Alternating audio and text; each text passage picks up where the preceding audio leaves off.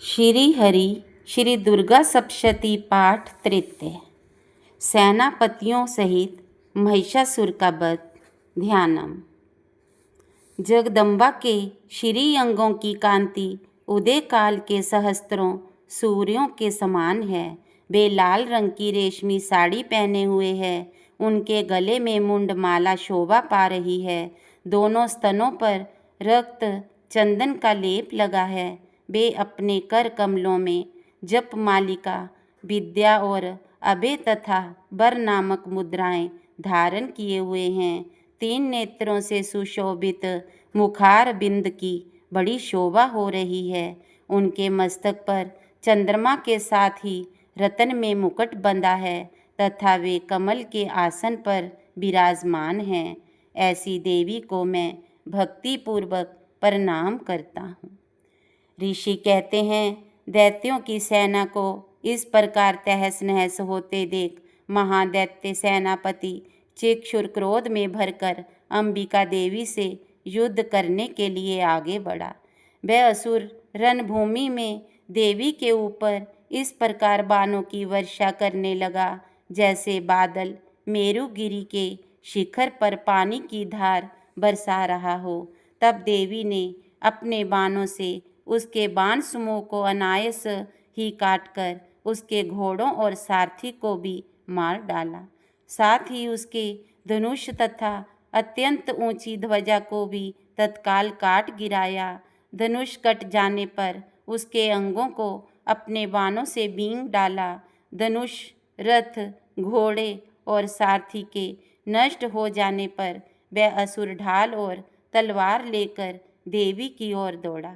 उसने तीखी धार वाली तलवार से सिंह के मस्तक पर चोट करके देवी की भी बाईं भुजा में बड़े बेग से प्रहार किया।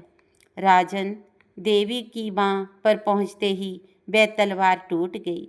फिर तो क्रोध से लाल आंखें करके उस राक्षस ने शूल हाथ में लिया और उसे उस महादैत्य ने भगवती भद्रकाली के ऊपर चलाया। वह शूल आकाश से गिरते हुए सूर्यमंडल की भांति अपने तेज से प्रज्वलित हो उठा। उस शूल को अपनी ओर आते देख देवी ने भी शूल का प्रहार किया। उससे राक्षस के शूल के सैकड़ों टुकड़े हो गए। साथ ही महादैत्य चिक्षुर की भी धज्जियां उड़ गईं। वह प्राणों से हाथ धो बैठा। महिषासुर के सेनापति उस महापराक्रमी चिक्षुर के मारे जाने पर देवताओं को पीड़ा देने वाला चामर हाथी पर चढ़कर आया।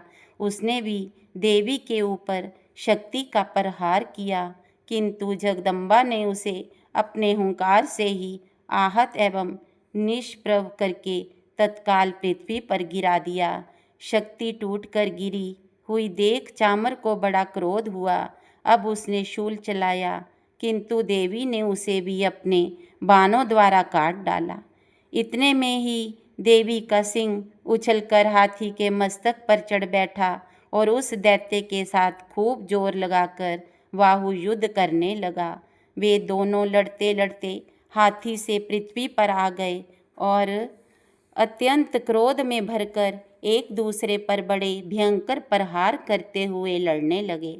तदंतर सिंह बड़े वेग से आकाश की ओर उछला और उधर से गिरते समय उसने पंजों की मार से चामर का सिर धड़ से अलग कर दिया। इसी प्रकार उदगर भी शिला और वृक्ष आदि की मार खाकर रणभूमि में देवी के हाथ से मारा गया तथा कराल भी दांतों, मुक्कों और थप्पड़ों की चोट से धराशायी हो गया। क्रोध में भरी हुई देवी ने गदा की चोट से उदत का कंचूमर निकाल डाला। बिंदी पाल से बाष्कल को तथा बाणों से तामर और अंधक को मौत के घाट उतार दिया। 3 नेत्रों वाली परमेश्वरी ने त्रिशूल से उग्रासे, उग्रवीर्य तथा महाहनु नामक दैत्य को मार डाला। तलवार की चोट से बिडाल के मस्तक को धड़ से काट गिराया।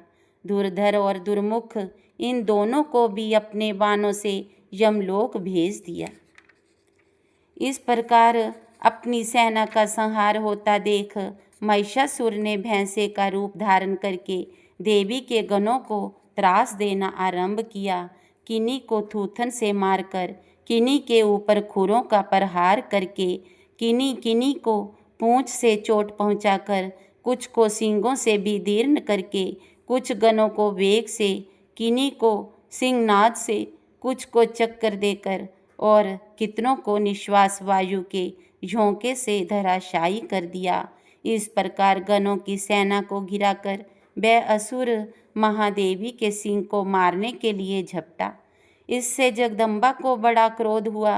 उधर महापराक्रमी महिषासुर भी क्रोध में भरकर धरती को खुरों से खोदने लगा तथा अपने सींगों से ऊंचे ऊंचे पर्वतों को उठाकर फेंकने और गरजने लगा। उसके वेग से चक्कर देने के कारण पृथ्वी क्षुब्ध होकर फटने लगी। उसकी पूंछ से टकराकर समुद्र सब ओर से धरती को डुबोने लगा। हिलते हुए सींगों के आघात से भी दीर्ण होकर बादलों के टुकड़े टुकड़े हो गए। उसके श्वास की प्रचंड वायु के वेग से उड़े हुए सैकड़ों पर्वत आकाश से गिरने लगे। इस प्रकार क्रोध में भरे हुए उस महादैत्य को अपनी ओर आते देख चंडिका ने उसका वध करने के लिए महान क्रोध किया। उन्होंने पाश फेंककर उस महान असुर को बांध लिया। उस महासंग्राम में बंध जाने पर उसने भैंसे का रूप त्याग दिया और तत्काल सिंह के रूप में वह प्रकट हो गया।